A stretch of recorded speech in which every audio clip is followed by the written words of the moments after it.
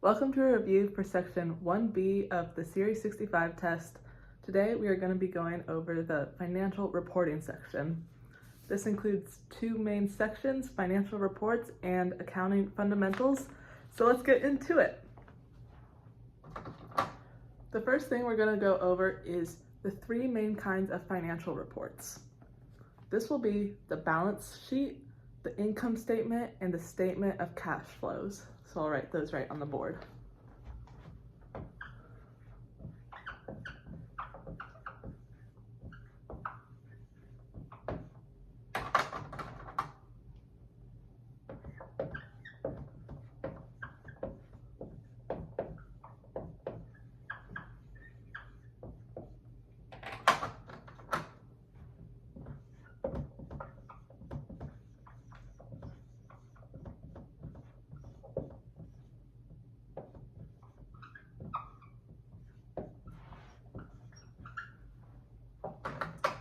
All right, so what are the differences between these kinds of financial statements?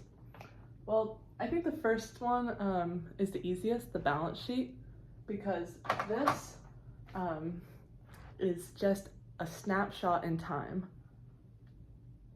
Our next two are kind of, as statements suggest, kind of a picture of what has happened, but the balance sheet is just a snapshot. And the official definition is a snapshot of a company's financial position. So I'm gonna draw a little camera. We're gonna put BS, and it's taking a picture. Not over a period of time, just the current position. Next is the income statement. And the income statement tracks revenue, expenses, and net income over a period of time. And the formula for that to find net income will be revenue minus expenses. So there's three main things the income statement tracks.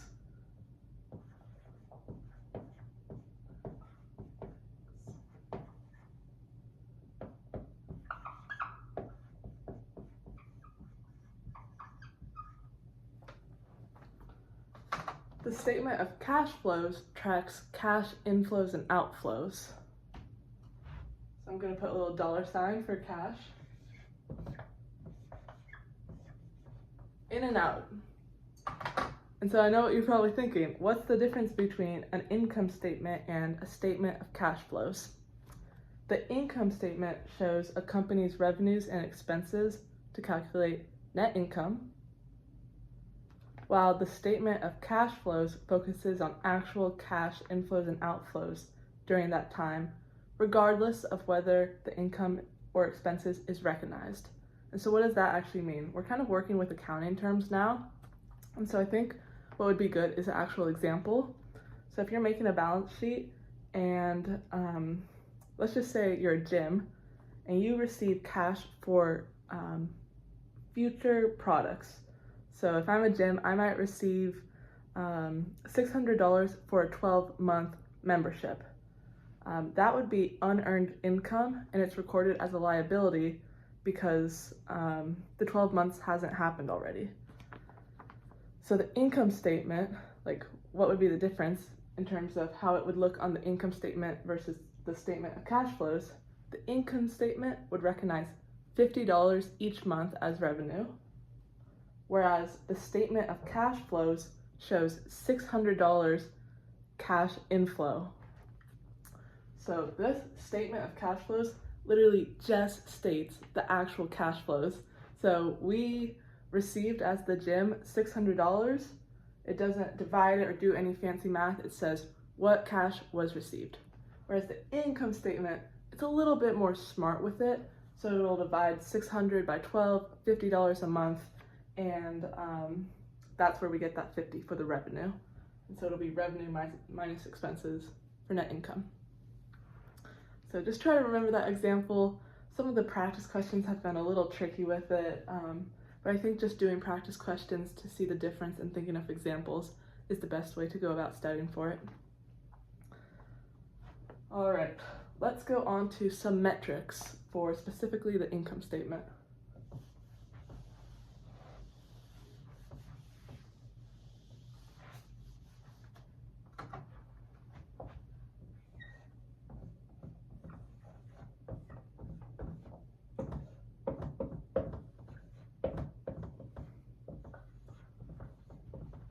All right. What are these two words, acronyms? EBIT and EBITDA.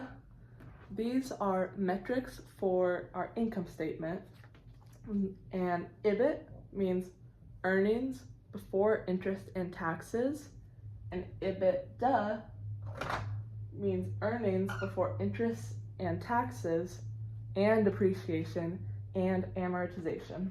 And so when we are recording our earnings for the income statement, it could actually get kind of complicated how to record that, because you might get an initial amount and then you'll have to pay taxes, and then it might amortize whatever you buy, and it can get a little complicated. So these are two not easy metrics, but like main ways of recording earnings. And so what is depreciation and amortization? I think we know interest and taxes, but obviously that would decrease the earnings. Depreciation is the gradual running down of a tangible item, and then amortization is the gradual running down of an intangible item. So the difference between those two is the tangibility. If you can actually touch the item and it can lose value over time, it'll be depreciating. But if you can't really touch the thing that you buy, but it can still lose value over time, that's amortizing. I don't know if I'm saying that plural word of it right. But some examples of this would be like, for depreciation, a copy machine or a factory that will lose value over time because it will get worn down. And then for amortization, that would be like a copyright or a patent that will expire after a certain period of time. And so one other thing to note before we go on to our forms and our things we need to file to the SEC is that there's one more non-cash charge to know for the test, but it's not included in either of these. So the reason these are called, or like, reason why it's not a cash charge is because when your printer loses value, you aren't paying cash out from your company, but it's still in a way like a charge for your company, if that makes sense. Like, you're still like losing money even though you're not paying money directly to buy a printer at that moment or repair it. Unless you do that, then that would not be in that. But one more non-cash charge to know would be stock-based compensation. And so this is when, as a company, you pay employees with stock rather than cash. So you're not paying them a salary of money, but you are giving them stock. So that would be a charge to you, but non-cash. All right. Now we're gonna go over a couple SEC filings that we need to publicly traded. Well, we don't need to file them, of course, but if you are a public traded company that issues stock, you will need to file them, but we need to know it. All right, three ones we'll go over at first. That's the 10K, the 10Q, and the 8K.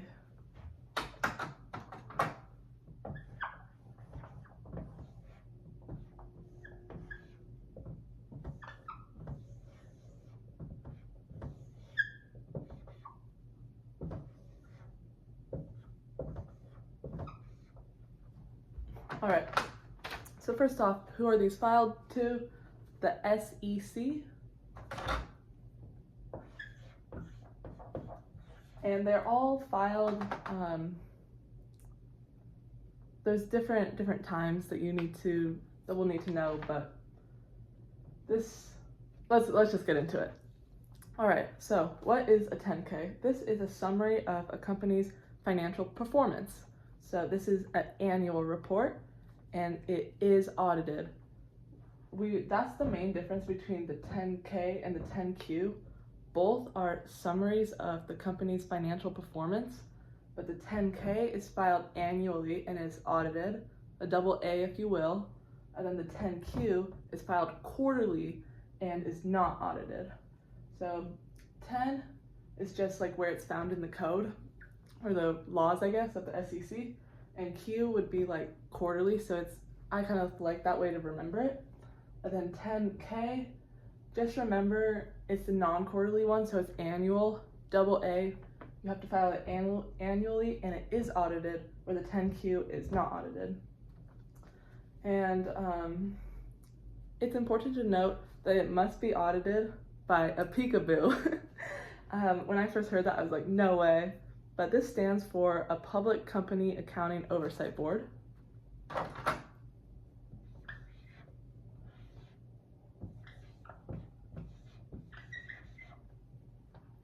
And so if you're a company, you can't just like go to any random accountant or auditor, and get it audited. You have to go to a public company accounting, you have to go to an auditing firm that is recognized by the Public Company Accounting Oversight Board.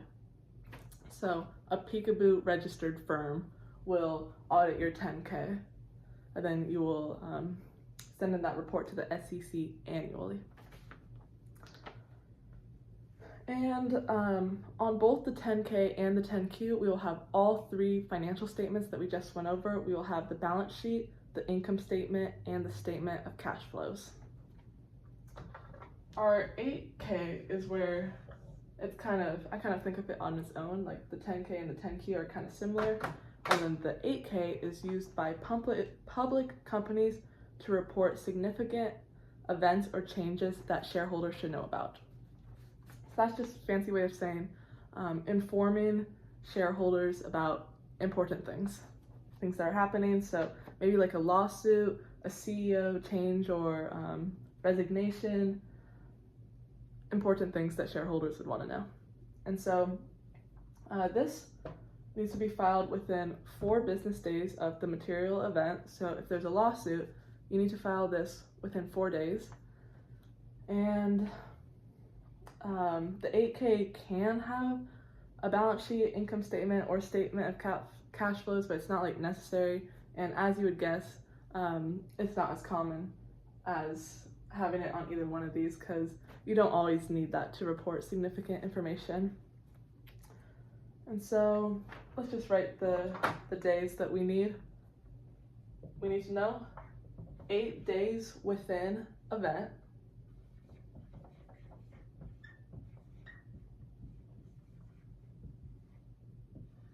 Business days. Then for our 10Q, this is filed quarterly, as we know, within 45 days of quarter end. So let's see.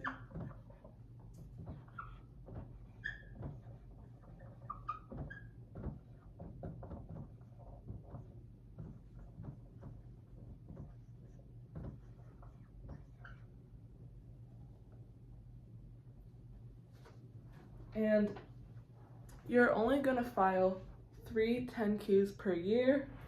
And then for quarter 4, instead of filing that 4th 10Q, you'll just file a 10K. And so, cool. This is what we need to know for the 3 specific kinds of SEC filings for publicly traded companies that issue stock.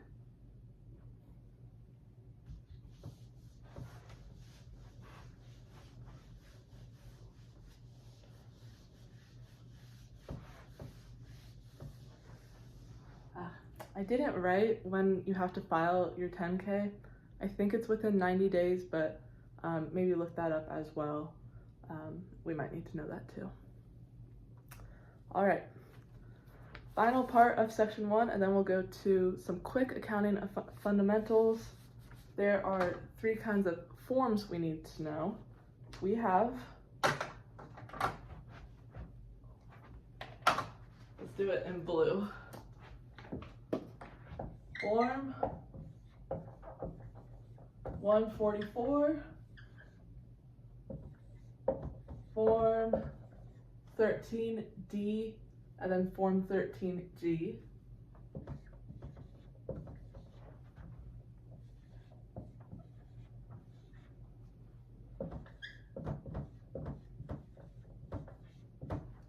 and Form F. All right, so let's start with Form 144. This is a form that notifies the SEC, again, of an insider's intent to sell restricted or controlled securities, ensuring compliance with Rule 144. So what does this actually mean? Well, if someone holds 10% of stock, or 10% share, I guess it would be, 10% of the stock stake in a company or more, then they are considered to have control stock. And you can't just like sell it off like you would a normal stock. You have to file this form to make sure you comply with Rule 144, which has all these like regulations about when and when you can't sell stock. And so for this reason, some investors actually buy like 99.99% of stake in a company, but don't go to 10% so they don't have to mess with this form, which I thought was interesting. And if you've seen the show Arrested Development, there's hilarious some bits with like Lucille Bluth, and she owns like 60% stake in the Bluth company, and she doesn't know what she's doing, and it's hilarious. She definitely does not comply with that form in that show.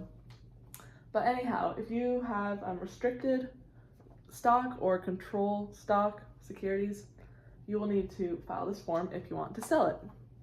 So you need to file this form prior or at the sale of the stock, and it's good for 90 days. It kind of makes logical sense that you would need to file it before or during the sale, so let's just write 90 days.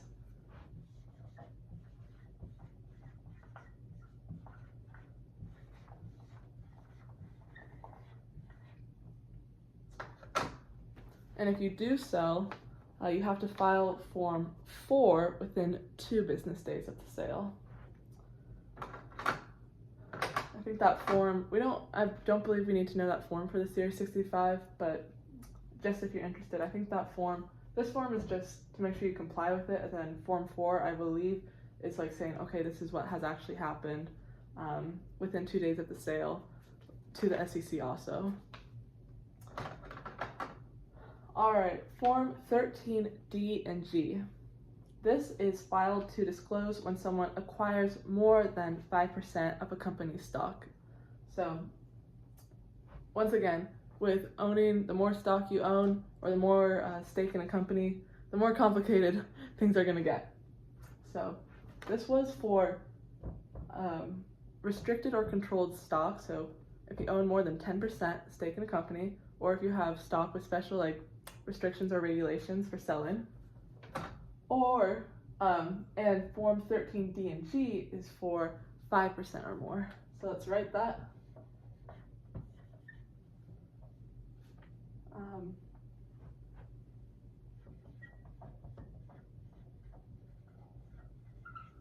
So when you want to, or when you do buy 5% more stake in the company, you got to file these 2 forms. And so what's the difference between these 2 forms? Form 13D is for active investors, and Form 13G is for passive investors. And what does that actually mean? Active investors are investors that seek to influence a company's decision, where 13G are passive and they hold the stock purely for investment without trying to affect management. And you have to file this within 10 days of acquiring the stock.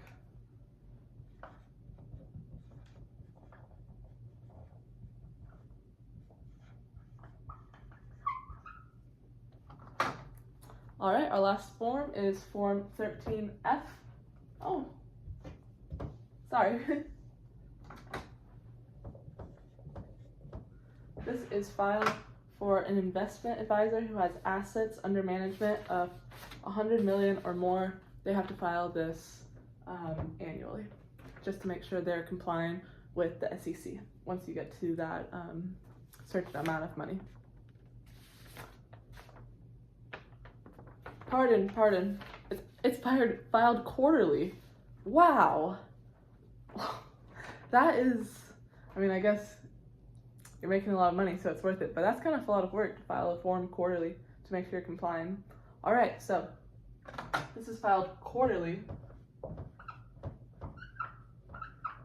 if you have assets under management, AUM of 100 million or more.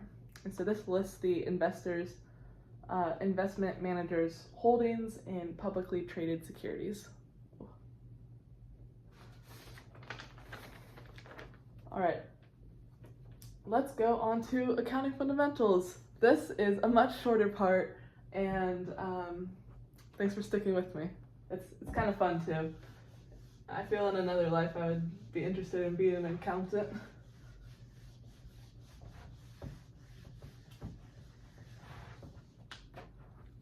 All right, first thing we're going to go over is audited versus unaudited.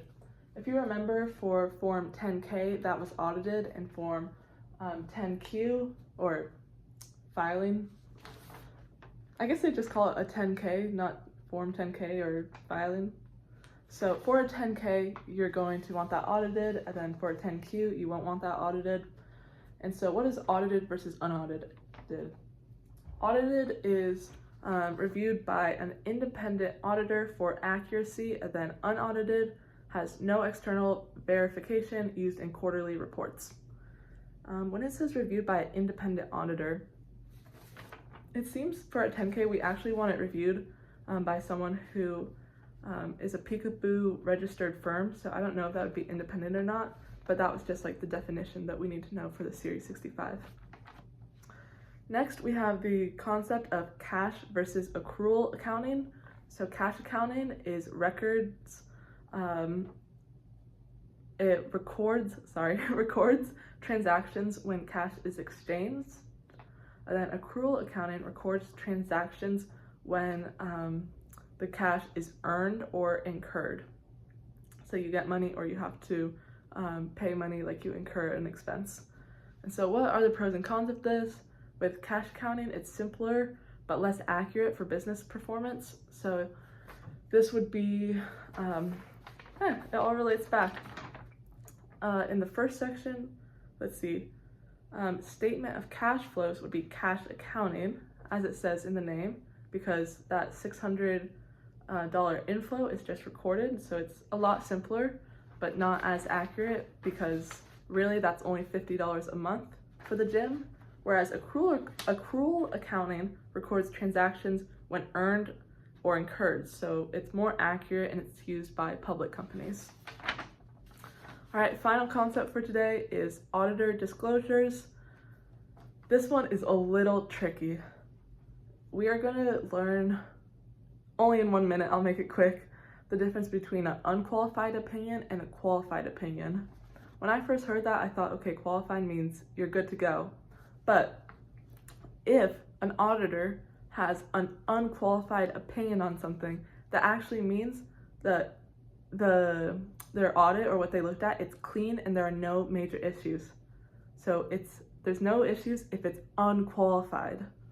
Whereas if it's qualified, a qualified opinion, that means financials have concerns, but they're mostly reliable. So the numbers, there might be a few issues, but mostly reliable. And so the terms seem counterintuitive, but the unqualified term means that the auditor's opinion has no qualifications. Like the un means no, and then qualifications means reservations or conditions or concerns.